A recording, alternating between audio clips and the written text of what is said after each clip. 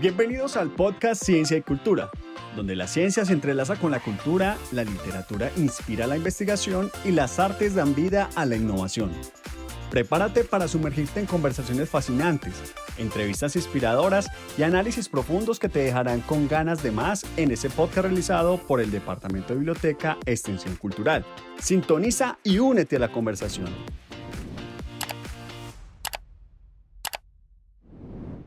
Hola, ¿cómo están? Bienvenidos a un episodio más del podcast de Ciencia y Cultura. Hoy nos encontramos nuevamente con nuestra sección de diversidades basadas en género, un espacio donde vamos a estar hablando justamente de cómo entender y cómo se viven también esas identidades de género. En este episodio estamos articulados con ITM Diverso en el marco del desarrollo de la política para la equidad de diversidades sexuales e identidades de género. Y hoy vamos a tocar unos temas bastante interesantes con todo lo que tiene que ver con la construcción social de género, los estereotipos y también un poco sobre el feminismo. Estamos con una invitada muy especial, ella es Sara Lugo, ella es una reconocida investigadora y docente y también es bióloga de la Universidad de Antioquia, tiene maestría y doctorado en Historia de las Ciencias, además tiene una trayectoria de más de 15 años de experiencia especializándose en temas de historia, filosofía y la popularización de las ciencias desde perspectivas feministas. Sara, bienvenida. Muchas gracias. Listo, Sara. Entonces, bueno, hoy tenemos mucha tela que cortar, hay varios temas que queremos tratar el día de hoy y a mí me gustaría empezar con una frase que es "no se nace mujer, se llega a serlo", que es de la obra El segundo sexo de 1949, que es una frase pues bastante potente y que tiene que ver con toda esta parte del movimiento feminista. Pero antes de que nos metamos bien por todo este trasfondo, me gustaría que habláramos un poquito de cómo se puede entender la diferencia entre el género como una construcción social y el sexo como una realidad biológica. Vale, muchas gracias por la invitación. Me gusta mucho que comencemos pues como con esta pregunta porque precisamente el género como una construcción social y esa contrapartida del sexo como una realidad biológica, pues yo no trabajo casi desde ese lugar, sino que el sexo también sería una construcción social. Entonces ambos son reales, tanto el género como el sexo son reales, o se construyen desde la realidad que vivimos, pero el sexo también responde a unas situaciones históricas y socioculturales que son construidas desde esos roles o desde esos estereotipos y de esas vivencias del género. Esto se puede explicar desde muchos lugares, dos de ellos pues importantes sería uno, hay un libro de un historiador que se llama Thomas Laqueur, que es de 1995, es un poco ya viejito y ha sido también pues debatido, pero es un buen punto de partida porque él plantea que antes de la época moderna existía un sexo único y ese sexo único entonces se diferenciaba entre lo imperfecto y lo perfecto, había una gradación entre la imperfección y la perfección y ahí entonces toda la biología de las mujeres, la fisiología, las enfermedades, incluso la posibilidad de engendrar, de amamantar, estaba explicada desde la imperfección de los hombres. Es decir, que nosotras éramos en esa época como un vestigio, y esa es una palabra de la época, de hombre. Entonces, cuando los anatomistas buscaban dentro del cuerpo de las mujeres los aparatos genitales, hacían una representación de un pene, pero que se quedaba dentro. Como si a nosotros, y ellos lo decían en la época, nos hubiese faltado calor en el desarrollo y entonces no logramos un desarrollo total. Entonces, y acuérdense que también en esa época clásica esos torsos de la perfección masculina también implica ese lugar jerárquico de lo masculino y lo femenino entonces, como les digo, estaba explicado desde ahí. Los genitales de las mujeres literalmente se explicaban o se definían como un vestigio de pene no descendido. Y los anatomistas buscaban eso, o sea, cortaban los cuerpos de las mujeres buscando que el canal vaginal no se desarmara, por decirlo de alguna manera, para mostrar ese vestigio de pene. Entonces miren que ese lugar sociocultural de una forma de entender el género llevaba a ver un sexo específico. Y después de la modernidad, cuando llega toda la instauración de la ciencia moderna, empieza a separarse los sexos en femenino y masculino también por un cambio en unas condiciones sociopolíticas, históricas, que necesitaban de un sexo que se quedara en la casa cuidando a los hijos, esto pues lo estoy simplificando un montón, claro, y otro sexo que se fuera a trabajar. Entonces se construyen dos lugares, uno para la producción, otra para la reproducción, pero cuando uno empieza como a estudiar biológicamente qué está pasando ahí, esto le llaman el proyecto del dimorfismo sexual, una de las cosas que pasa es que todo empieza a sexuarse.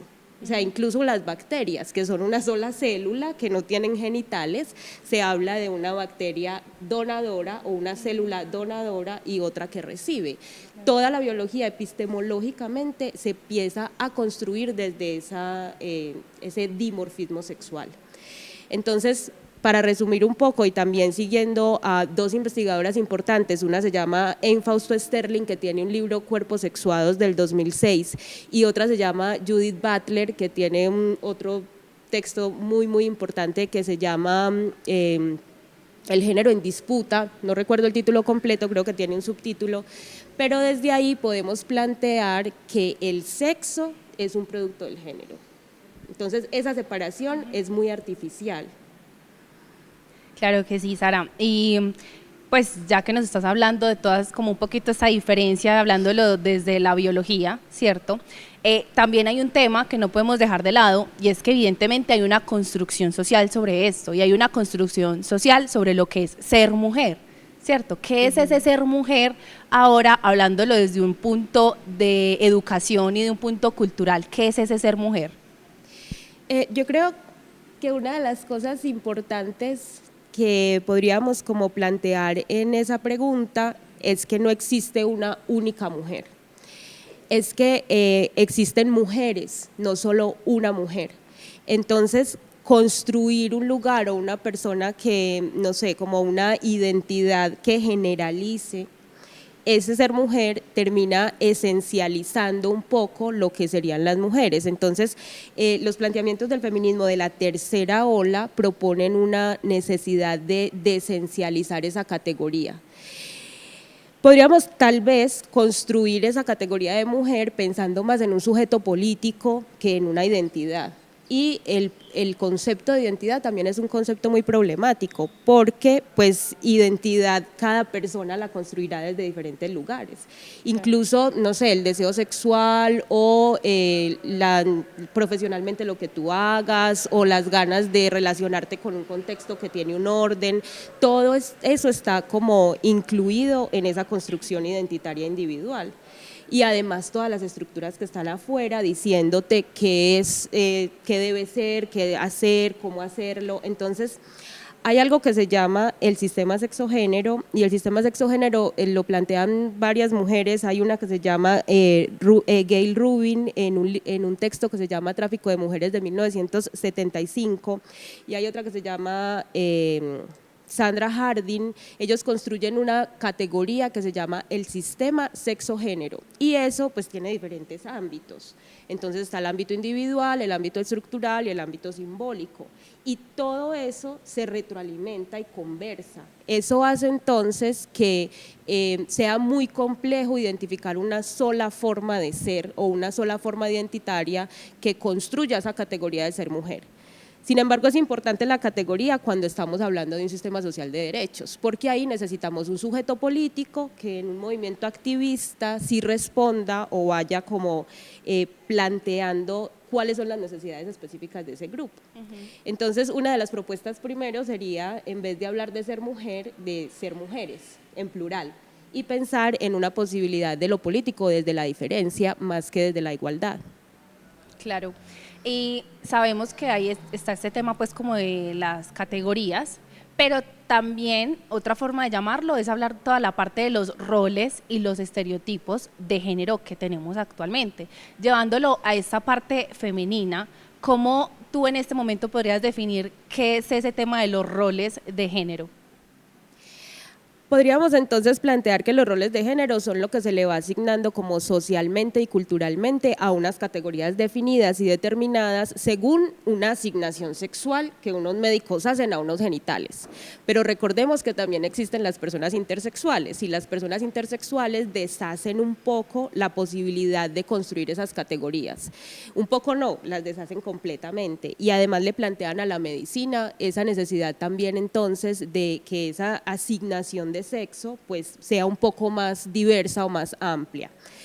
Sin embargo, teniendo ese binarismo y teniendo esa exigencia sociocultural de ser mujeres y hombres, entonces se asigna un sexo y a partir de ese sexo se van construyendo como unas necesidades o unos deberes ser, y ese deber ser implica entonces unos roles. Históricamente, desde la instauración de la ciencia moderna, se ha naturalizado las mujeres como cuidadoras, como reproductoras, etcétera, y esa necesidad entonces de asumir que una mujer se completa, si es madre, por ejemplo, por ponerlo en un lugar específico, yo sé que ahora eso suena muy arcaico y está bien, pero esa naturalización de la reproducción implica entonces que, por ejemplo, no sé, las labores del cuidado se asuman como que pueden ser más femeninas. Pero todo eso precisamente se está deconstruyendo, se está deconstruyendo completamente, que necesariamente exista una naturaleza para constituir esos lugares de los roles de género. Entonces, claro, podríamos definir un rol de género como lo que se espera de una persona con un sexo específico al nacer. Pero eso se está deconstruyendo precisamente porque en la naturalización o en la normalización ya entendemos que es una construcción histórica y sociocultural.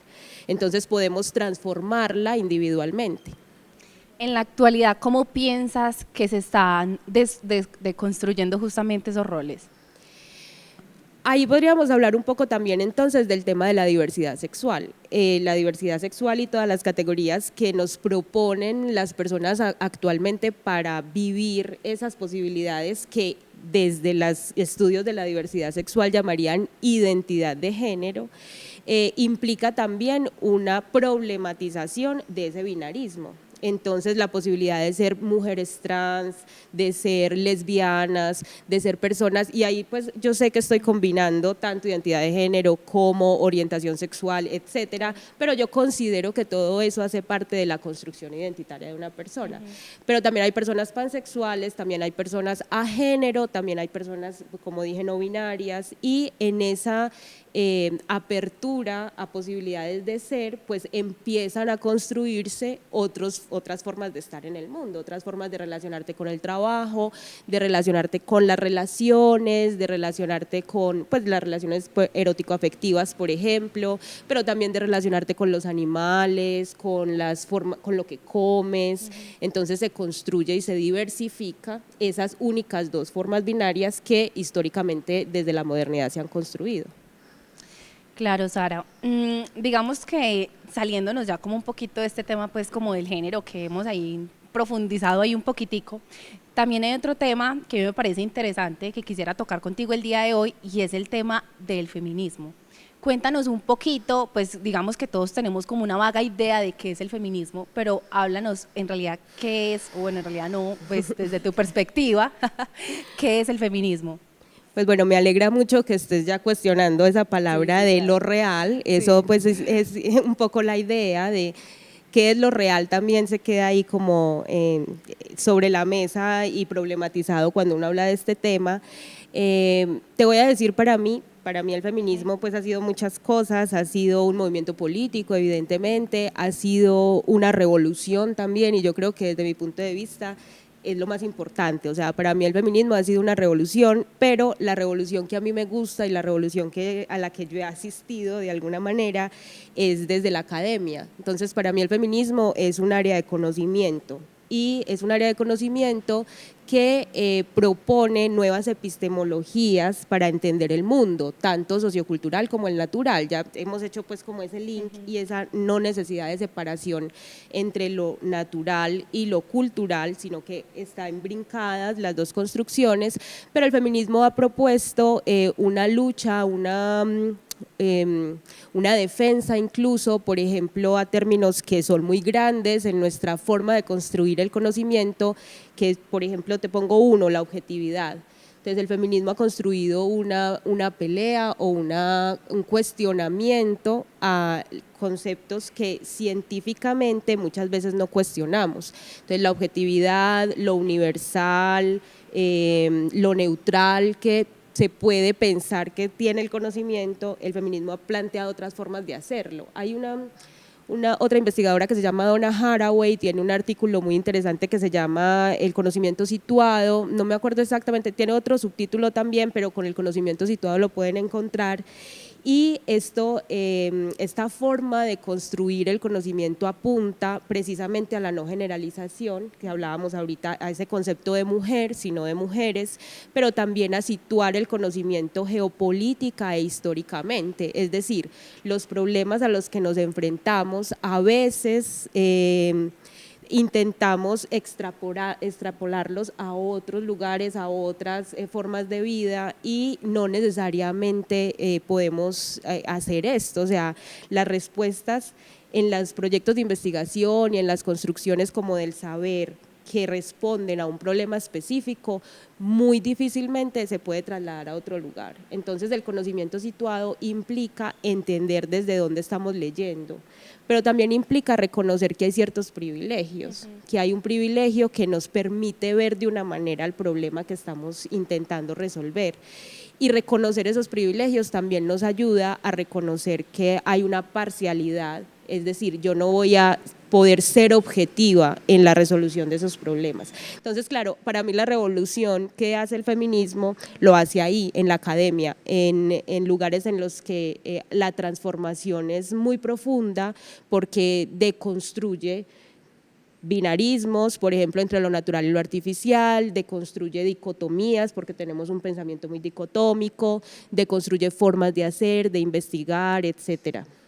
Claro, Sara, pues entendemos que son temas muy amplios, que aquí básicamente estamos dando un abrebocas para las personas que les interese, que les guste estos temas y justamente me gustaría que dejaras algunas recomendaciones de pronto de autores o algunos libros para las personas que les gustaría profundizar ya sí verdaderamente en estos temas y bueno, no sé qué recomendaciones, hasta películas, series, no sé, lo que se te ocurra que nos puedas recomendar. Vale, pues lo primero, este texto de 1975 que se llama Tráfico de Mujeres de Gayle Rubin es como un clásico, pero esos clásicos pues evidentemente se llaman clásicos porque no envejecen y Tráfico de Mujeres nos muestra cómo las mujeres han sido construidas como mercancías y cómo entonces hemos sido como puestas para el deseo de los hombres. Eso es interesante pensarlo, pero además Rubin lo que hace es intentar incluso planteando la importancia de las teorías, por ejemplo, de Marx, de Lévi-Strauss sobre el parentesco y de Freud sobre la diferencia sexual, planteando la importancia de estos pensadores, también plantea por qué ellos, por ese mismo no reconocimiento del privilegio, olvidan esa parte de lo que se ha asignado a las mujeres en esas sociedades que ellos están tratando de describir. Entonces, por ejemplo, Marx olvida dentro de toda su obra entender la importancia de la reproducción, o sea que la reproducción de una población también está implicada en su producción. O Lévi-Strauss entonces con todo el tema del parentesco también va jugando con cómo las mujeres son intercambiables, pero no se plantea entonces esto qué significa para las mujeres en las épocas pues que él trabaja. Y con Freud entonces también hace una relación a Gayle Rubin es muy interesante porque ella es una mujer lesbiana y es del movimiento de lesbianas, entonces también plantea que si Freud como que propone que las mujeres tienen un problema, por decirlo con muchísimas comillas, o una falta o un complejo, como lo pondría Freud, quizás es más por el sistema heterosexual que porque así tenga que ser el deseo de las mujeres. Es decir, si ellas pudiesen ver como que existen unas personas que pueden satisfacer su deseo entre dos mujeres, no sentirían como ese problema con su propio cuerpo y con su propio deseo. Entonces ahí hay todo un replanteamiento muy, muy interesante que ha sentado también las bases como para poder pensar ese sistema heterosexual y patriarcal, cómo ha consolidado unos lugares de sumisión de las mujeres. Ese sería uno. No sé, Listo. hay muchos Pero, más. Sí, yo sé que hay muchísimos más. Yo creo que ahí también, yo creo que dejaste antojado más de uno de leer justamente ese libro. Pero bueno, Sara, de verdad que ha sido un placer tenerte aquí. Contigo cerramos una temporada muy interesante que tuvimos en el podcast de diversidades basadas en género. De verdad que muchísimas gracias por acompañarnos. Sabemos que estos son temas muy profundos, que tienen muchas cosas de las que se pueden hablar, pero bueno, esperamos haberlos dejado antojados para que sigan buscando más sobre estos temas. Entonces, bueno, Sara, muchísimas gracias por estar aquí. Vale, no, muchísimas gracias a ustedes. Muy bueno, esto fue todo por el episodio de hoy. Esperamos que estén muy pendientes de la próxima temporada que viene cargado de muchas cosas interesantes. Entonces, bueno, muchas gracias por escucharnos una vez más y nos vemos en un próximo episodio. Bye.